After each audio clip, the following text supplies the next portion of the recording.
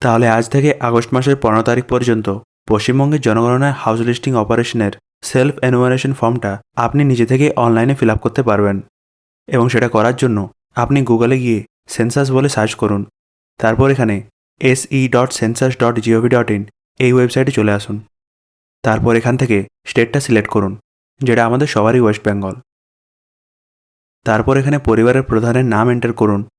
এক্ষেত্রে বলে রাখি, পরিবারের প্রধান বলতে আপনাদের পরিবারে যাকে প্রধান বলে মানা হয় তার নামটাই লিখতে হবে। আর এখানে পরিবারের প্রধানের নাম লেখার পর সেটা কিন্তু আর পরবর্তী ক্ষেত্রে চেঞ্জ করা যাবে না। আর তারপর এখানে পরিবারের কোনো একজনের ইমেল অ্যাড্রেসটা আপনি চাইলে এন্টার করতে পারেন। তারপর এখানে পরিবারের যে কোনো মানুষের মোবাইল নাম্বার এন্টার করুন এবং এখানে ক্যাপচা এন্টার করে গেট ওটিপিতে ক্লিক করুন। তারপরে এই মোবাইল নাম্বারে একটা ওটিপি পাঠানো হবে। তারপর সেই ওটিপিটা এখানে এন্টার করুন।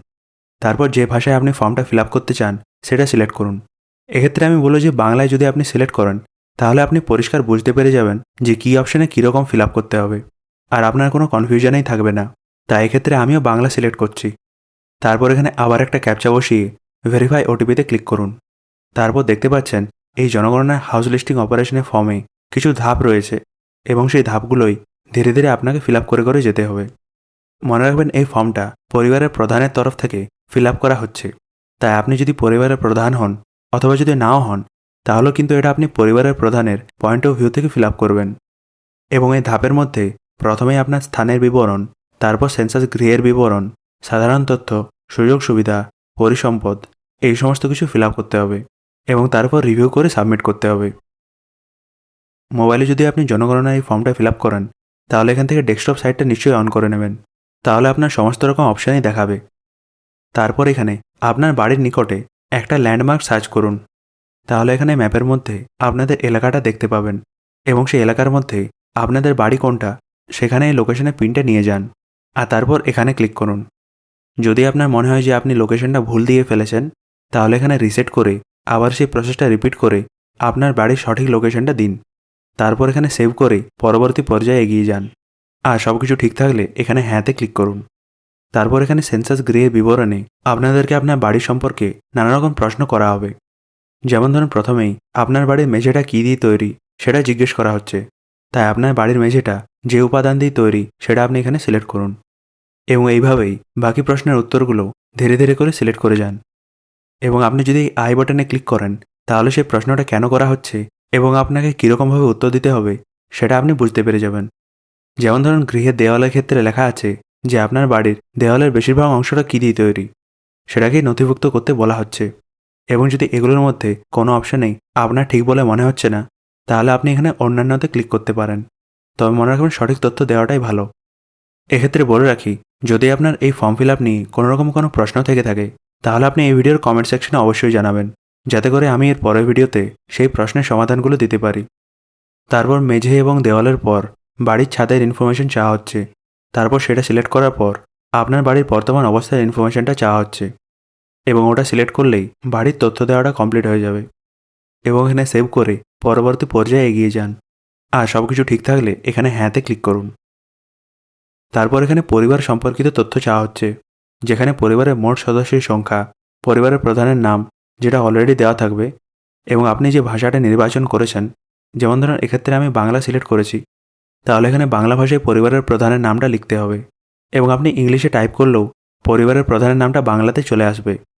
তারপর এখানে পরিবারের প্রধানের লিঙ্গ, তার জাতি, পরিবারের প্রধানের বাড়ির মালিকানার তথ্য, মানে প্রধানের নামে বাড়ি আছে কিনা বা তিনি ভাড়াতে থাকেন কিনা, সেই সমস্ত কিছু ইনফরমেশন চাওয়া হচ্ছে। এখানে আবার বলে রাখি যে যদি আপনি এই আই বাটনে ক্লিক করেন অথবা যে কারসারটা নিয়ে যান তাহলে আপনি দেখতে পাবেন যে এখানে এক্স্যাক্টলি কী ইনফরমেশন চাওয়া হচ্ছে। যেমন ধর এখানে যদি আমি ক্লিক করি তাহলে বুঝতে পারবেন যে এখানে বেডরুমের ইনফরমেশন চাওয়া হচ্ছে, কারণ এখানে রান্নাঘর, টয়লেট, বারান্দাকে গণ্য করা হচ্ছে না।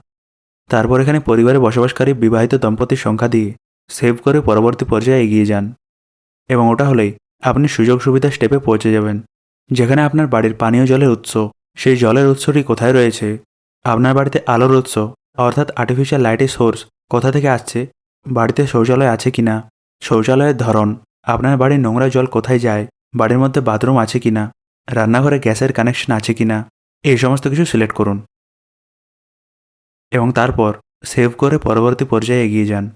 এবং সমস্ত কিছু তথ্য ঠিক থাকলে এখানে হ্যাঁতে ক্লিক করুন।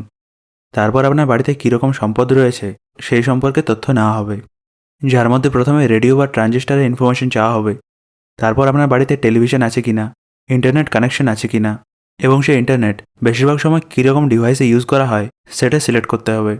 তারপর ল্যাপটপ কম্পিউটার আছে কিনা, টেলিফোন, স্মার্টফোন, মোবাইল ফোন কীরকম ডিভাইস রয়েছে অথবা কোনোটাই নেই সেটা সিলেক্ট করুন।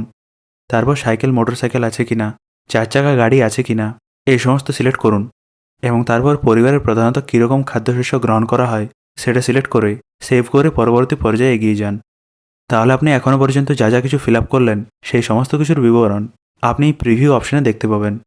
আর এখানে নিচের দিকে স্ক্রোল করে এই ফর্মটাকে আপনি ড্রাফট হিসাবে সেভ করে রাখতে পারেন। এবং তারপর যদি আপনি চান তাহলে এখানে নিশ্চিত করে সাবমিট অপশানে ক্লিক করতে পারেন। এবং সাবমিট করার পর আপনাকে একটা এসি নাম্বার দেওয়া হবে, যেটা 16 তারিখের পর যারা অফলাইনে জনগণনার জন্য বাড়িতে বাড়িতে ভিজিট করবেন তাদেরকে এটা শেয়ার করতে হবে। এবং এই নাম্বারটা আপনার মোবাইল নাম্বারে SMS-এর মাধ্যমে পাঠিয়ে দেওয়া হবে। কিন্তু আমি বলবো যে আপনারা এখন শুধুমাত্র ড্রাফটটা সেভ করে রাখুন, এবং আপনি যদি আবার ওই মোবাইল নাম্বার দিয়ে লগ ইন করেন তাহলে আপনি এই ড্রাফটটা দেখতে পেয়ে যাবেন। এবং পরবর্তী ক্ষেত্রে যদি আপনি কোনো এডিট করতে চান তাহলে সেটা আপনি করতে পারবেন। কিন্তু এখানে বলে রাখি, ড্রাফটটা কিন্তু অটোমেটিক্যালি সাবমিট হবে না, আপাতত তাই আপডেট রয়েছে। এবং পরবর্তী ক্ষেত্রে যদি আপনি এই ফর্মটা সাবমিট না করেন তাহলে আপনার ফর্মটা গ্রাহ্য করা হবে না, তো সেই জিনিসটা খেয়াল রাখবেন। তাহলে এইভাবেই আপনি জনগণনার ফেজ 1-এর হাউস লিস্টিং অপারেশনের সেলফ এনুমারেশন ফর্মটা ফিল আপ করতে পারবেন। কিন্তু এখানেই অনেক মানুষের এই বিষয়ে নানা রকম প্রশ্ন রয়েছে। তার মধ্যে যে প্রধান প্রশ্নটা রয়েছে সেটা হচ্ছে, এই জনগণনা অনলাইন সেলফ এনুমারেশন ফর্মটা কি সবাইকেই ফিল আপ করতে হবে এবং এটা কি না করলে চলবে না? তাহলে বলে রাখি, এই সেলফ এনুমারেশন ফর্মটা অনলাইনে ফিল আপ করার একটু সুবিধা দেওয়া হচ্ছে, এবং এমনটা নয় যে সবাইকে অনলাইনেই ফিল আপ করতে হবে।